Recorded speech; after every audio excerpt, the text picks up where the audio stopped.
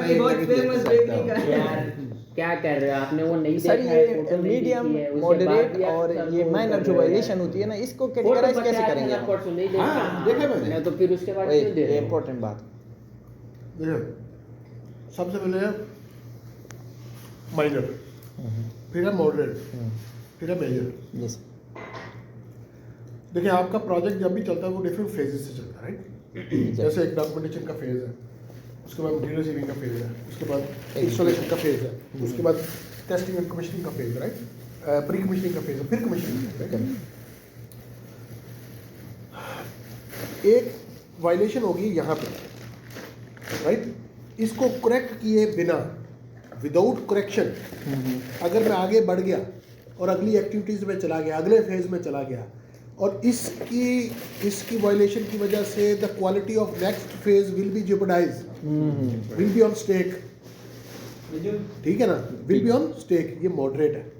ठीक हो गया, यानी इसकी वजह से वो पिछला वाला भी इफेक्ट करेगा। अगला वाला आने वाला अगला वाला वो मॉडरेट होगा, ठीक है।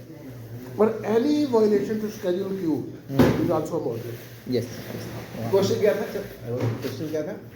वायलेशन क्वेश्चन की कैटेगरी है 3, अच्छा माइनर, मॉडरेट एंड मेजर। अच्छा प्रोजेक्ट में हम देखते हैं क्रिटिकल पाथ, आपने पढ़ा होगा, ठीक है? आप पीएमपी में भी पढ़ा होगा हाँ हाँ कि अगर वायलेशन को करेक्ट किए बिना मैं आगे बढ़ गया और अगले फेज की क्वालिटी इसकी करेक्शन पे डिपेंड नहीं कर रही, हाँ। तो वो माइनर है, माइनर हाँ ठीक है।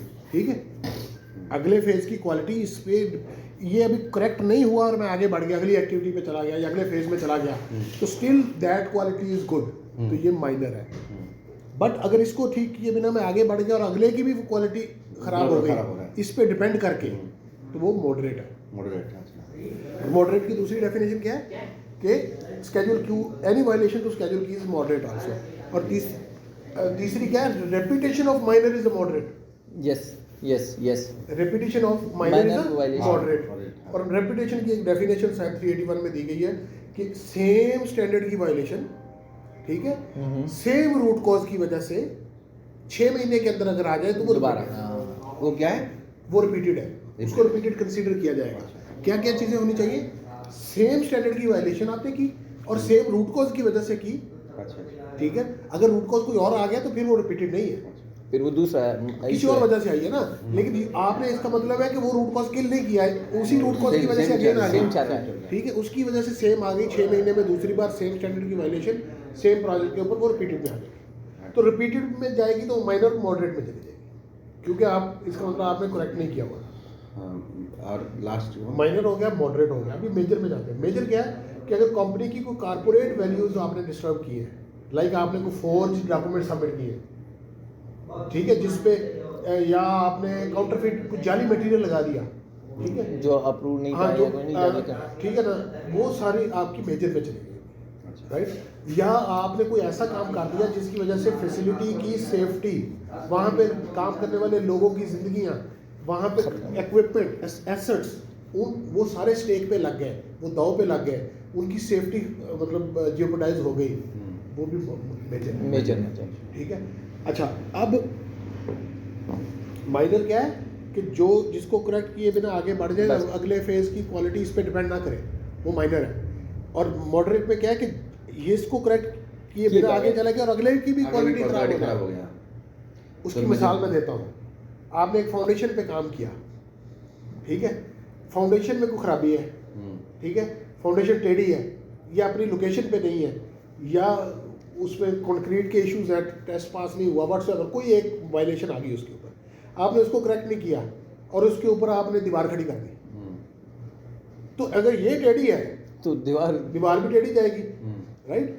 मतलब ये जो इसकी करेक्शन पे अगले की क्वालिटी डिपेंडेंट है। ये करेक्ट किए बिना आगे बढ़ गए तो अगले की भी खराब हो जाएगी, तो ये मॉडरेट है। मॉडरेट हो गया। हाँ, बिल्डिंग के अंदर ये दरवाजे में कोई वायलेशन है, आप पेंट वर्क करते रहे, आप बाकी काम करते रहे, फर्श करते रहे, दरवाजा इंडिपेंडेंट है, कभी भी ठीक हो सकता है, ठीक है?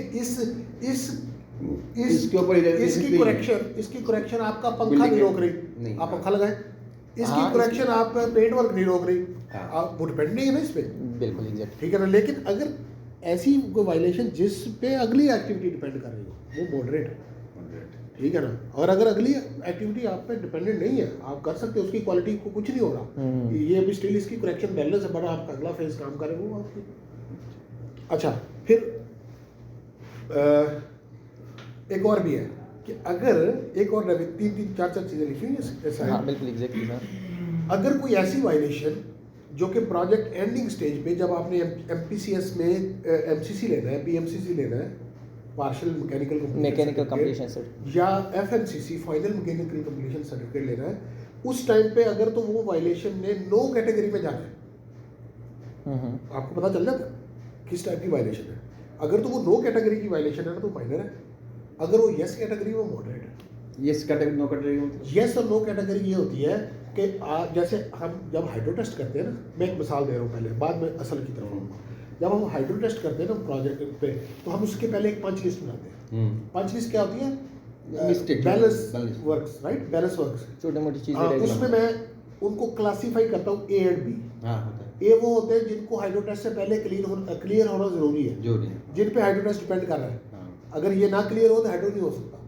और बी जो है वो आफ्टर हाइड्रो टेस्ट भी किया जा सकता बाद में है। कर सकते हैं। कोई छोटा मोटा पेट का काम है या कुछ हाँ, इस वो- तरह का ना। लेकिन अगर एंटिटी बैलेंस है, अगर आपको देखिए हाइड्रोटेस बोल, एक डिस्टर्ब कर रहा हूँ, हाइड्रोटेस बोल रहा है, ये मैकेनिकल में टर्म में बोल रहा है ना। हाँ, हाइड्रो टेस्ट इलेक्ट्रिकल में सबस्टेशन में क्या होता है, जो माइनर में जो ये भी क्लास होता है, जो फाइनल जो एनर्जाइज होता है, एनर्जी टाइम जिसमें एनर्जाइजेशन बैलेंस कर रही है, हाँ वो ए में आता है। ए में आएगा, जो और बाद बाद में में हो जो सकता छोटा है। मोटा पेंटिंग हो, ड्रेन का प्रॉब्लम है, छोटा वो बाद में कर छोटी मोटी सकते गाय बाहर लगानी है या इस तरह हैं। की, ये वो बाद में कर कर सकते सकते हैं, हैं। ऐसा भी है। तो वो ए एंड बी है। एड भी है। अच्छा, इसी तरह जब आप प्रोजेक्ट के एंड पे जाते हैं ना, आपने प्रोजेक्ट अब स्टार्ट करना है, तो जो जो चीज़ें स्टार्टअप से पहले चाहिए वो यस कैटेगरी है। और जो स्टार्टअप आप स्टार्ट कर लो, वो प्रोजेक्ट प्रोसेस में आ जाए, ठीक है, सर्विस में आ जाए, पानी लाइनों में पानी आ जाए या तेल आ जाए, लेकिन कुछ काम ऐसे जो बाद में भी किए जा सकते हैं। सपोज आपकी पाइपलाइन का काम है, आप कहते हैं फेंस वर्क है, यार फेंस के ये जो ना क्लैंप श्लैंप बाद में भी लगाए जा सकते हैं, बैलेंस है बट नो आइटम है। हाँ उसका आपके प्रोसेस के साथ कोई ताल्लुक नहीं है। आपका काम स्टार्ट हो सकता है विदाउट दैट, हाँ वो नो आइटम। नो आइटम, कौन है नो आइटम, नो एक ही हो गया ना। हाँ, नो आइटम और बी कैटेगरी एक ही टाइप का हो गया।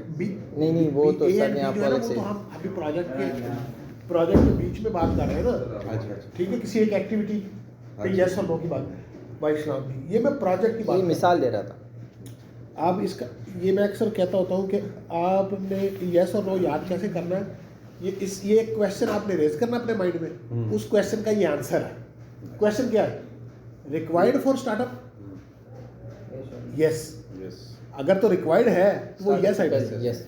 Required for startup, no, it can be done after, no item. यानी रिक्वायर्ड फॉर स्टार्टअप यस, तो वो यस आइटम है, उसको स्टार्टअप से पहले होना चाहिए complete. No after startup can be done, no, so no item. ये कहाँ लिखी है सारी डेफिनेशन? ये इसकी एक GI है, अरामको की जर्नल इंस्ट्रक्शन से कहते हैं, 2.710 पूरा MPCS की एक 30-40 पेजों की GI है कि mechanical MPCS mechanical performance close out system, जैसे हमारा EPM है ना, जैसे हमारा विजिटर मैनेजमेंट सिस्टम है, जैसा एक्सेस बनाते हैं, इस तरह आप अपना जब EPM ओपन करते हैं ना, तो उसमें दो चीज़ें आती हैं, क्वालिटी और MPCS। वो प्रोजेक्ट के एंड पे MPCS में हमने ये सारी होना क्या है, इसका तरीकाकार क्या है, अगर आप GI पढ़ेंगे ना, वो तरीकाकार क्या है, ये है कि अगर आपने प्रोजेक्ट की प्रोग्रेस 60% से ऊपर कर ली, मोर देन 60% हो गई, तो आप अपना जो मैकेनिकल PMCC या MCC जो है ना, वो प्लान कर सकते हैं। हम क्या करते हैं, हम अपने सिस्टम्स को देखते हैं कि यार ये कौन कौन से सेपरेबल सिस्टम्स हैं, कौन कौन से सेपरेटली स्टार्ट हो सकते हैं। सपोज हम कहते हैं यार हमारी सम पे का एक सिस्टम है, सम्स का, ये एक अलग से इंडिपेंडेंटली, इसको अगर मैं चला दूँ तो ये चालू हो जाएगा, बाकी प्रोजेक्ट साथ में चलता रहेगा, ठीक है जी। मैं उसका एक PMCC बना लेता हूँ, ठीक है, उसकी ड्राइंग्स को हाईलाइट करके उसका पूरा पैकेज बना के रख लिया, ये एक PMCC है। इसका अलग से एक वॉक थ्रू हो जाएगा, वॉक थ्रू, ठीक है। उसमें क्या होगा, लॉस प्रिवेंशन वाले आएंगे, सेफ्टी वाले आएंगे, PAD आएंगे, PMT आएंगे, हम जाएंगे, हर बंदा अपने अपने पंच रेज करेगा।